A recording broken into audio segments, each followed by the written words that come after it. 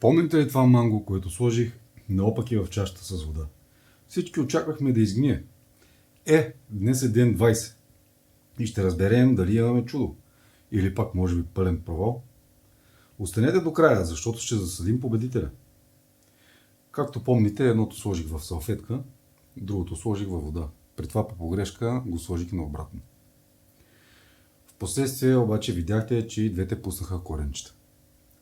Нека днес да видим докъде е стигнал нашето развитие и дали е продължило или всичко е приключило. Нека да отворим първо това манго, което е в салфетката. Да видим с него какво се случва. Така. Тук виждаме продължило да се развива. Дори даже е пуснало доста дълъг корен. И разклонение на корена. Същото, което може да забележим, е, че тук е започнало и да се показва стебелце. То не е изключително голямо, може би около половин сантиметър, но все пак е започнало да се показва и стебелце. Това, че беше се отворила семката, явно не е повлияла на нашето развитие. И може да забележите, даже коренчето е бяло към края, което мисля, че е доста добър знак, което означава, че продължава да се развива. Следователно е живо. Сега нека да погледнем това, което объркахме. И какво можем да видим тук? Това е наистина с доста по-голям корен. Доста по-дебел. Също така може да видим, че и имаме доста по-голямо стъбло, което даже може да видите, това са може би листенцата му. Страхотно. Ако и вие сте изненадани като мен, ударете един лайк на видеото. Това наистина помага на канала ми да расте. Боже, какъв корен. Корема по мои сметки е около поне може би вече 5 см.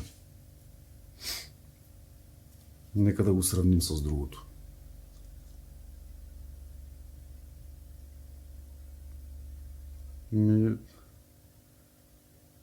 Може би като дължина са горе-долу еднакви. Но според мен това даже е малко по-дълго. Същевременно може да забележите и вие, че е доста по-дебело от другото. Може би около 2 пъти по-дебело. Ето и стъблата. Може да забележите каква разлика има. Все пак това, което объркахме, се е развило доста по-добре. Изненада. Добре. Както обещах, ще засадя само едното. В случая ще е това. И ще засадя само едното, за да не става прекалено дълго видеото. Другото ще го засада веднага след като приключи видеото. За целта, ето, взимаме една саксия, която съм напълнил предварително с пръст. Използвам обикновена универсална тор, лекичка, за да може коренчето на нашото манго, което се надяваме да стане дърво, да може да диша. И така.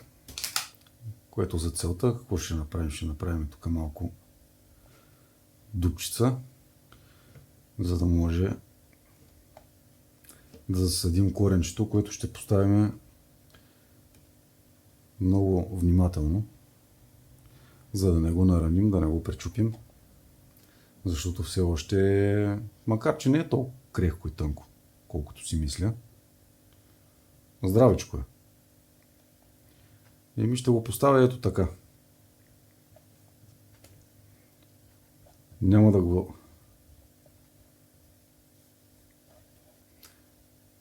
засаждам абсолютно цялото. Тук ще притисна.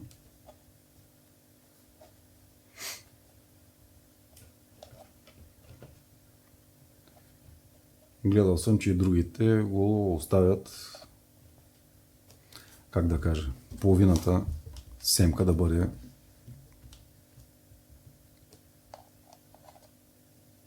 над пръста. Така ще го направим и ние.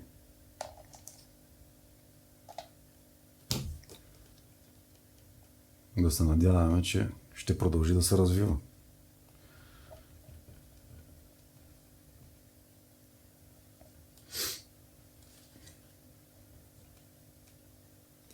Ако и вие харесвате такива експерименти,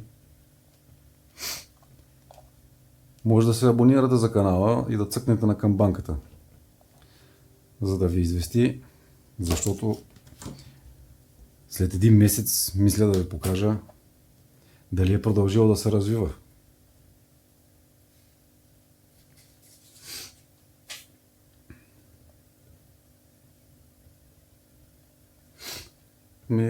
Мисля да не слагам повече пръст, да ви кажа честно. И сега мисля да го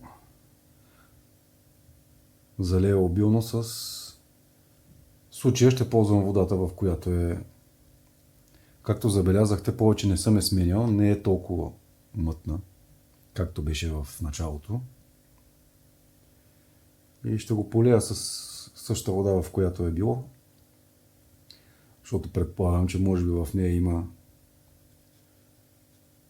полезните бактерии, които си е пуснало докато е израствало в водата. И така, ето го нашия нов обитател. Сега е ваш ред.